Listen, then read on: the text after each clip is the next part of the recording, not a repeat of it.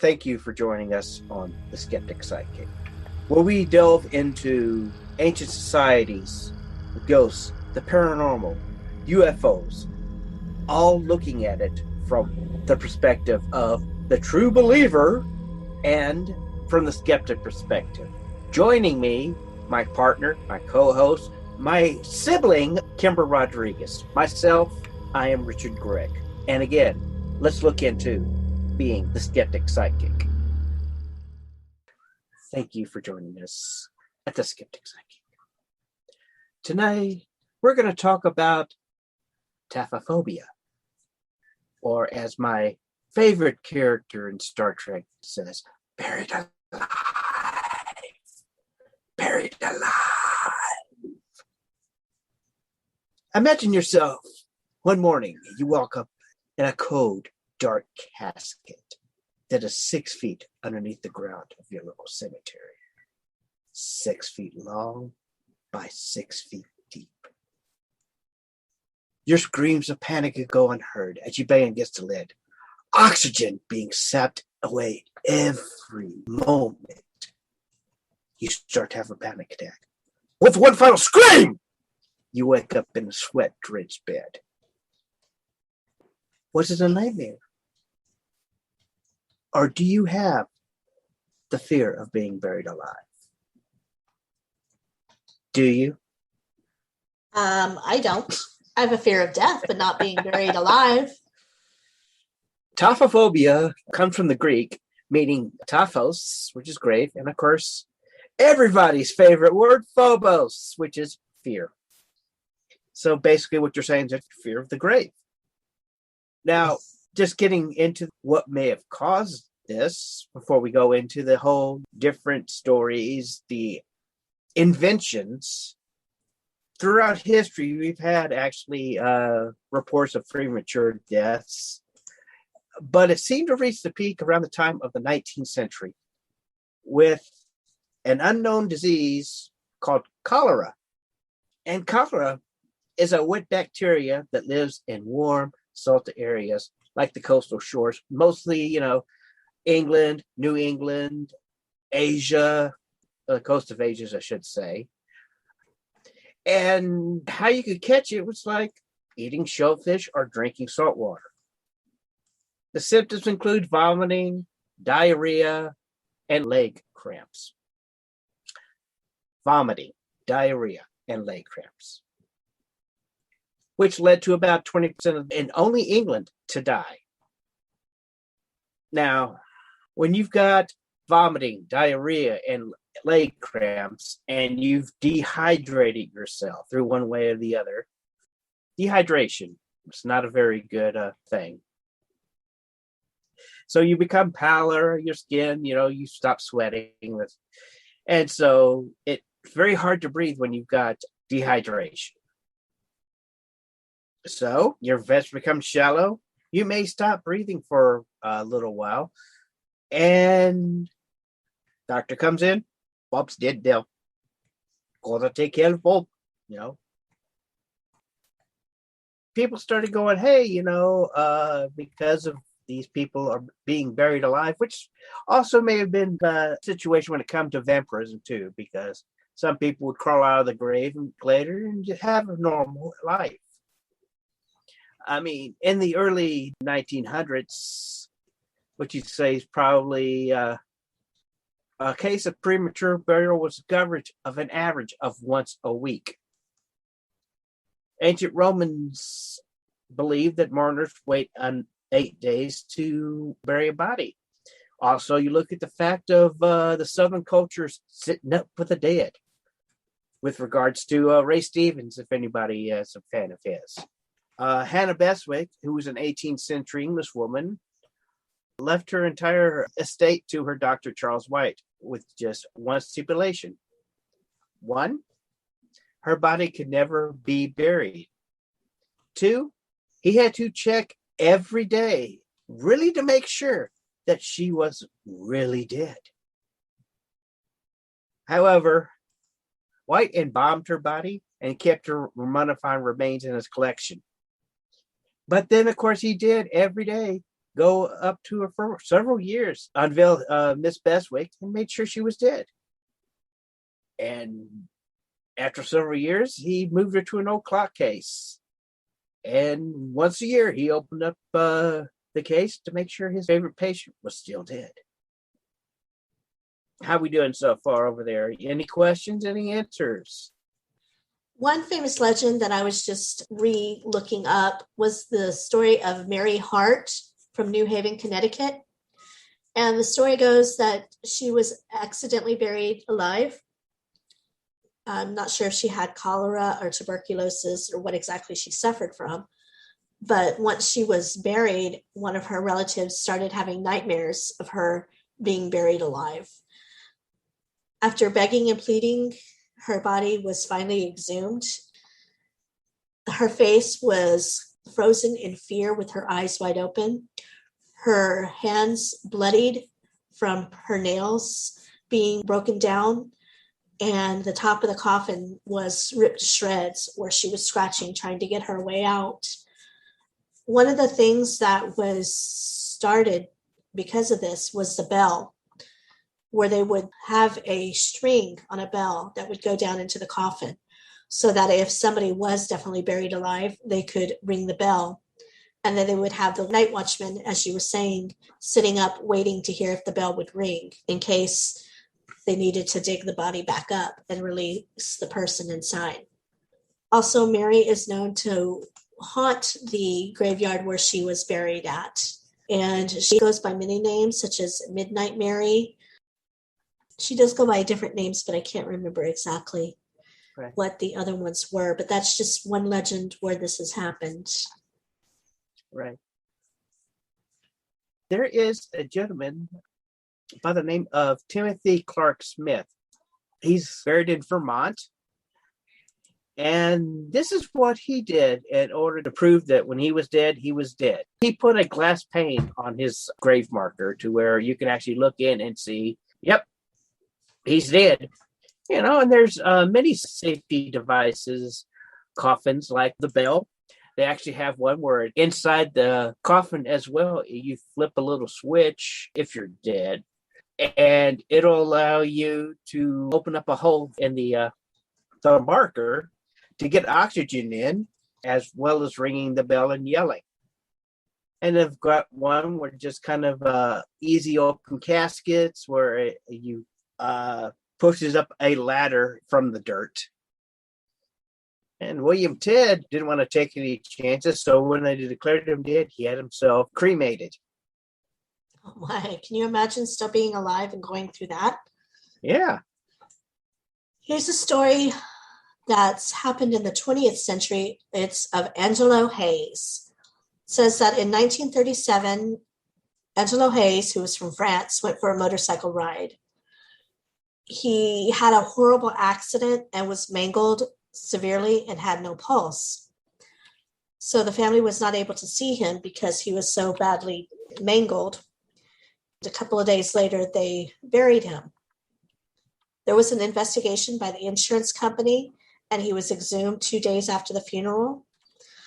His body was still warm, and it seems that in the aftermath of the accident, his body put itself into a deep coma and required little oxygen to keep the system going. When he was resumed, he received proper medical care and went on to make a miraculous full recovery. He also invented a type of security coffin that he toured across France. It was reported to contain a small oven and a refrigerator and a hi-fi cassette player. So I guess, you know, if you do get buried alive, you could have something to eat, something to listen to while you're there. Right. Everybody's heard of Edgar Allan Poe. Yes. Did you know that he actually wrote a story called The Premature Burial, in which he, as the narrator, describes going into a sense of catalepsy. It's catalepsy, which is a nightmare of being buried alive or being comatose. Just the fear itself, even back in the day. If you ever get a chance to read it, it is very dark, very foreboding. It was published in 1850, again by Edgar Allan Poe, who years later would be found in a park in Baltimore, mumbling to himself. So, what are your thoughts on this phenomena of being buried alive? My thoughts. It could happen. It may explain why there may have been vampires. Maybe explain why in the wild world of pre-medical situations, where if you were sick, one of the things they would do was bleed you, or if you went into a deep, dark coma, well, Bob's dead. Gotta bury Bob. A lot of the ones that I'm finding, the different stories and legends, that was pretty much it. Either they suffered from some unexplained disease at that time, such as cholera or tuberculosis. And medical wasn't like it is now. Basically, it's like, okay, let's put a mirror under their face. If it fogs up, then they're breathing. If not, then they're dead. So yes. A lot of people did go through this happening to them. Mm-hmm. Ever read Misery by Stephen King was one of the things that, in order to bring back misery so Annie could let him live a little while longer, was the fact that she was accidentally buried alive. And Annie thought that was a cop-out. I mean, this is something that, yeah, it could happen. It's skeptical about people actually being buried alive, but it's not really any proof of it being, the exception of, okay, yeah, you may be a vampire, or maybe a werewolf, or maybe you come from the ghoul of a grave. Some of the legends that we've talked about are from centuries ago, where medical was not that advanced as it is today. Here's a story about a man in Brazil in 2013. There was a woman of his family who came to visit, and she witnessed a body emerging from a grave, waving its arms. After finally convincing the authorities to come to the cemetery, the police rescued the man, and it was believed he was a former city hall worker who had been involved in a fight in another part of the city. He presumably passed out from his injuries and was taken to the graveyard and buried. And that's in 2013, so about 8 years ago. Mm-hmm. In 2015, 6 years ago, a 16-year-old Honduran girl was mistakenly buried alive, and her family reported hearing screams coming from inside her coffin and hurried to open it back up. She was rushed to the hospital, but unfortunately passed. According to the relatives, her body was still warm, and she had bruises on her fingertips. The glass view pane on her coffin had been smashed as well, and she was believed to have suffered a severe panic attack, which had stopped her heart temporarily, and that resulted in the initial pronouncement of her death. So these are, here in the new millennium, the 21st century. So as you can see, these things still happen from time to time. Here's somebody that kind of made money off of the fact that he was buried alive. Angelo Hayes. He was a 19-year-old Frenchman who wrecked his motorcycle in 1937. I think we've already discussed this. Yeah, that's the one second after Mary Hart. Right. But he became a French celebrity. People traveled all around, and he went on tour with his own very souped-up security coffin, which had thick upholstery, a food locker, toiletries, and even a library. Wow, that's a little more information than I found on it. I just found a stove, a refrigerator, and some cassettes to listen to.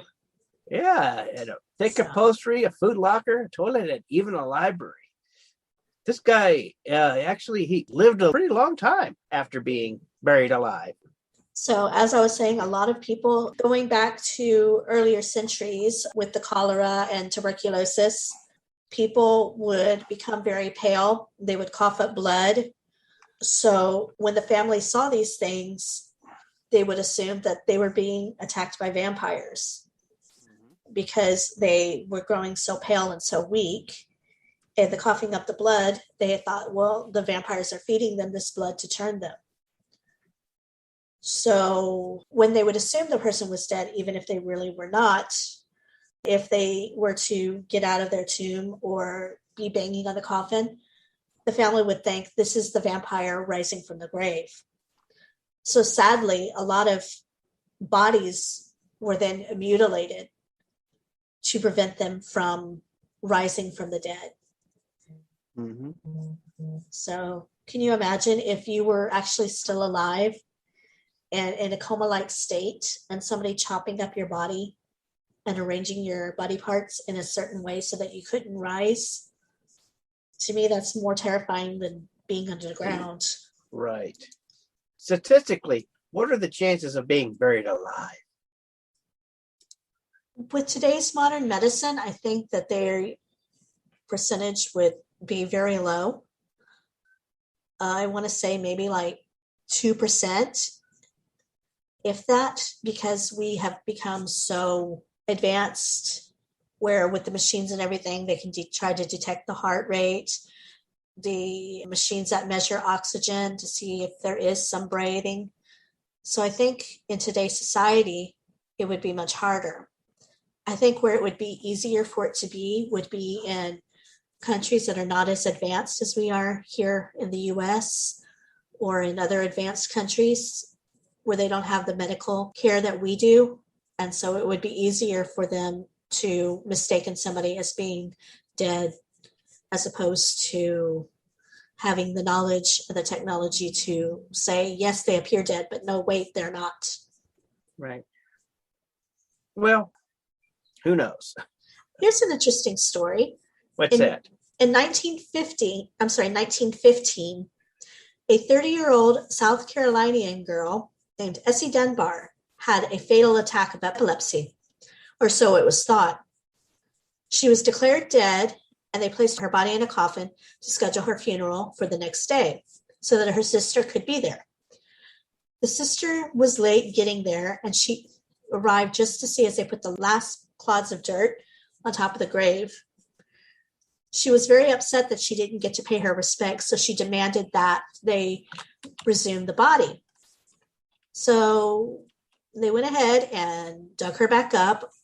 As soon as they opened the casket, she sat straight up and smiled at everyone around her and lived for another 47 years. Interesting. Yes.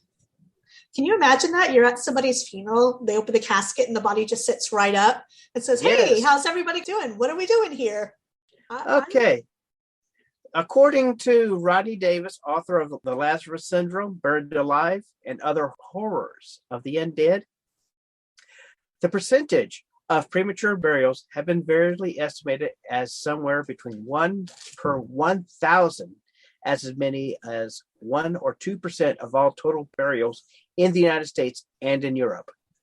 And that's about what I said, about 2%. Yeah. Just confirming what you said. Yes, that's actually interesting. We'll provide the links for these things in the description if you want to check out these stories and facts that we've provided here. All right. And with that, we can go ahead and close for another wonderful discussion of skeptical as well as the legends and myths. Yes. You can reach us at, if you don't mind, Kim, info@skepticpsychic.com. Go ahead and do we have a website? We are currently working on our website. It should be up soon, and that'll be theskepticpsychic.com as well. There you can see our previous podcasts, and you can also leave comments. Check out our blog that we have going there as well. We have some great tips, and some of them go into more detail than the show will, so I definitely recommend checking out our blog. If you want to go ahead and write into us, let us know how we're doing, what you think we can improve on, or what you love about the show. And if you have any suggestions of things we can talk about or things we can discuss on the show. Yes, or people that you would like to hear us talk about, or maybe even get some interviews if we're lucky. Fingers crossed. Yes. Do you have anybody that you would like to recommend for this week? Yes, I do. On YouTube, a gentleman by the name of Pete. It's called The Creepy Little Book. He does it 7 days a week around 11 o'clock Eastern Standard Time. He comes on, discusses items of the paranormal, the mythical, and the legendary. And if you're playing the at-home game, anytime they say antediluvian, you can take the drink of your choice. That's a creepy little book, live, Sunday through Saturday, 11 p.m. Eastern. Enjoy. For me, I'd like to also recommend on YouTube, if you're somebody who, like myself, enjoys a good true crime thriller, check out Christina Randall. She's an amazing person with an amazing life. And she not only talks about things that have happened in her life, but also different crimes that have happened and goes into detail on that. She usually posts on Fridays. So definitely check out Christina Randall if you have an interest and an obsession with why people do the things they do and commit the crimes they commit. Why does Johnny kill? And what does he kill? Check it out. Yes. And with that, I say we bid you adieu for this week. Join us next week for our next episode. And it'll be a surprise. Ooh. Thank you for coming to the Skeptic Sidekick. I hope you have a wonderful day. You too. Take care, everybody. Bye-bye. Bye-bye.